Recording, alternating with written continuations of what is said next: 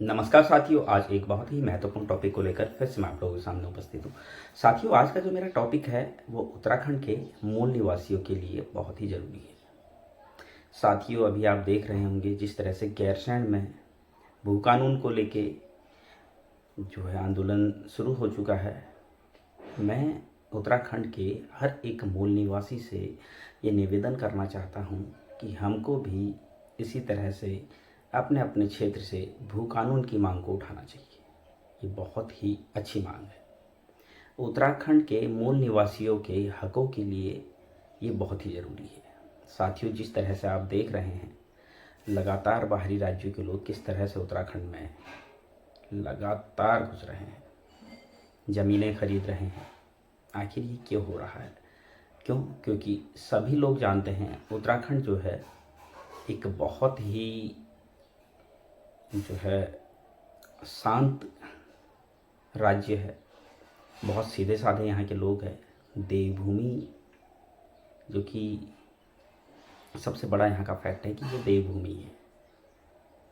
साथियों, बाहर के लोग लगातार यहाँ आ रहे हैं, ज़मीनें खरीद रहे हैं और औने पौने दामों पर उनको ज़मीनें मिल भी रही है। साथियों, हमको भू कानून की मांग करनी चाहिए। सभी लोगों को भू कानून के लिए आवाज़ उठानी चाहिए। ये बहुत ज़रूरी मुद्दा है साथियों। अगर आज हम इस मुद्दे को नहीं उठाते, आज देखिए ना, आज हमारे जो है जल जंगल ज़मीन पर सिर्फ़ और सिर्फ बाहरी लोगों का कब्जा हो रहा है। आप मैदानी क्षेत्रों में देख लीजिए और आप पर्वतीय क्षेत्रों में देख लीजिए, आप दुर्गम देख लीजिए, आप अति दुर्गम देख लीजिए, सभी जगह बाहरी राज्य के लोगों का कब्जा हो चुका है। जो ज़मीनें, जो जंगल पहले हमारे हुआ करते थे, आज वो हमारे नहीं हैं। आज हमारे लोग वहाँ पर मेहनत मजदूरी कर रहे हैं, उनकी गुलामी कर रहे हैं। पहले वो ज़मीनें हमारी थी, आज हम उन पर नौकर बन के रह गए हैं। ये बहुत बड़ा मुद्दा है साथियों। हम लोगों को देखना होगा पहाड़ी राज्य हिमाचल प्रदेश को, किस तरह से वहाँ भू कानून लागू है, किस तरह से बाहरी लोगों को वहाँ जो है नहीं आने दिया जाता है। सिर्फ़ और सिर्फ घूमने के लिए आप वहाँ जा सकते हैं, ना आप वहाँ ज़मीन खरीद सकते हैं, ना आप वहाँ के स्थायी निवासी बन सकते हैं। इसी तरीके से उत्तराखंड में भी जो है भू कानून लागू होना चाहिए और बाहरी राज्यों के लोगों को यहाँ पर ज़मीन खरीदने पर या फिर नौकरी पर रोक लगानी चाहिए। बहुत सारे लोग ये भी कहेंगे कि कोर्ट जो है ऐसा परमिशन नहीं देता। आप खुद समझिए कि हिमाचल में जो कानून है वो कैसे बना। वहाँ की राज्य सरकार जो है वो बहुत ही संवेदनशील है अपने लोगों के लिए, बहुत ही ज़्यादा अपने लोगों के हितों के बारे में सोचती है। तो फिर हमारे राज्य में हमारी सरकारें हमारे बारे में क्यों नहीं सोच रही है? आज मैं देखता हूँ यूकेडी, उत्तराखंड क्रांति दल के अलावा बाकी कोई भी दल, बाकी जितने भी दल हैं, कोई भी दल भू कानून का पक्ष नहीं लेते हैं, भू कानून के विषय में बात नहीं करते हैं। ऐसा क्यों? बाहरी लोगों को यहाँ पर जो है स्थायी निवासी कैसे बनाया जाए, इस पर जोर देने के बजाय किस तरह से उत्तराखंड के लोगों को भू कानून दिया जाए, इस पर जोर होना चाहिए। कैसे यहाँ पर भू कानून लागू किया जाए, इस पर जोर होना चाहिए। कैसे बाहरी राज्यों के लोगों को यहाँ से बाहर किया जाए, इस पर जोर होना चाहिए। मैं उत्तराखंड के हर एक आम जनमानस से ये जो मेरा निवेदन है, ये व्यक्तिगत किसी एक व्यक्ति के लिए नहीं है। उत्तराखंड के हर एक मूल निवासी से मैं सिर्फ़ और सिर्फ एक निवेदन करना चाहता हूँ।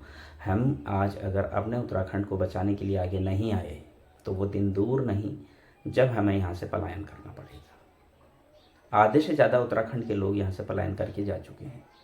वो या तो दिल्ली में कोठियों में बर्तन धो रहे हैं या फिर जो अच्छी जॉब में भी हैं वो अब आना नहीं चाह रहे हैं, बाहर बस चुके हैं।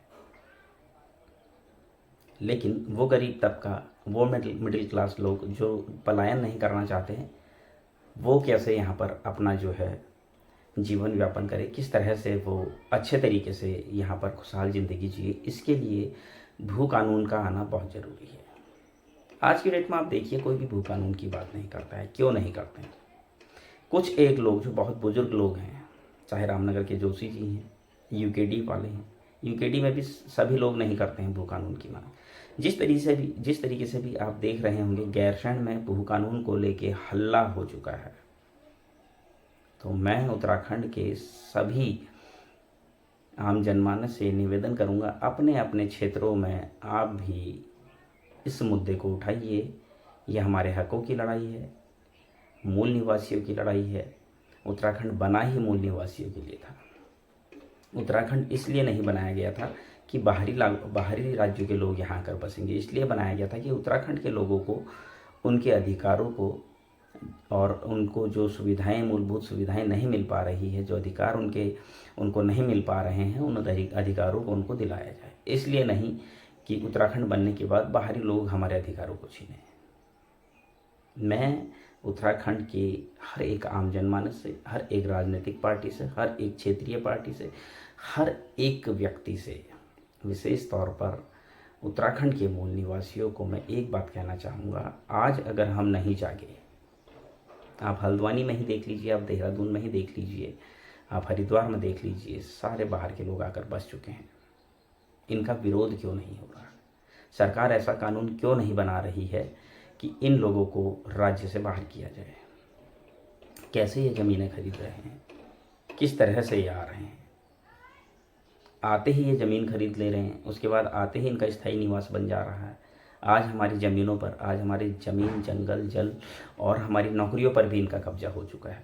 तो हम कहाँ जाएं? मैं अपने इस वीडियो के माध्यम से हमारे उत्तराखंड के सभी मूल निवासियों से, सभी क्षेत्रीय पार्टियों से, सभी राजनीतिक पार्टियों से और सभी लोगों से ये निवेदन करना चाहता हूँ कि भू कानून की मांग को हमको पुरजोर तरीके से उठाना चाहिए। ये बहुत बड़ा मुद्दा है। उत्तराखंड के मूल निवासियों को उनका हक मिलना चाहिए। यहाँ भू कानून लागू होना चाहिए। भू कानून लागू होगा तभी हमारे अधिकारों का संरक्षण होगा, तभी हमारे अधिकार बचेंगे, तभी हमारे जल, जंगल, जमीन सुरक्षित रहेंगे। साथियों, उम्मीद करता हूँ आप मेरी बातों से सहमत होंगे। उम्मीद करता हूँ आज के बाद हम ग्रुप में जब भी बात करेंगे या फिर जहाँ पर भी बात करेंगे, सिर्फ और सिर्फ भू कानून की बात करेंगे। जब तक भू कानून लागू नहीं हो जाता है, हमें लगातार इस मुद्दे को उठाना होगा, अपने लिए, अपने आने वाली पीढ़ियों के लिए। ये बहुत ज़रूरी मुद्दा है। आज हमारे उत्तराखंड में कारोबार पर सब बाहरी राज्यों के लोगों का अधिकार हो गया। एक सब्जी बेचने से लेके एक बड़े से बड़े मॉलों पर सिर्फ और सिर्फ बाहरी राज्यों के लोग आ रहे हैं। आप हॉस्पिटलों में देख लीजिए, हॉस्पिटलों के ऑनरों को देख लीजिए, सब बाहरी राज्यों के लोग आ चुके हैं। जितना भी स्टाफ है वो बाहरी राज्यों के लोगों को ला रहे हैं। आप सिडकुल है, सिडकुल हरिद्वार में है, रुद्रपुर में आप देखिए, वहाँ पर भी सारे बाहरी राज्यों के लोगों को लाया गया है। तो हमारे उत्तराखंड के लोगों को जो है रोजगार कहाँ से मिलेगा? इसके लिए भू कानून आना बहुत ज़रूरी है। उम्मीद करता हूँ आप लोग मेरी बातों को समझ रहे होंगे। उम्मीद करता हूँ हम लोग भू कानून की मांग को पुरजोर तरीके से उठाएंगे और एक बहुत बड़ा जन सैलाब खड़ा करेंगे ताकि उत्तराखंड में भू कानून लागू किया जा सके।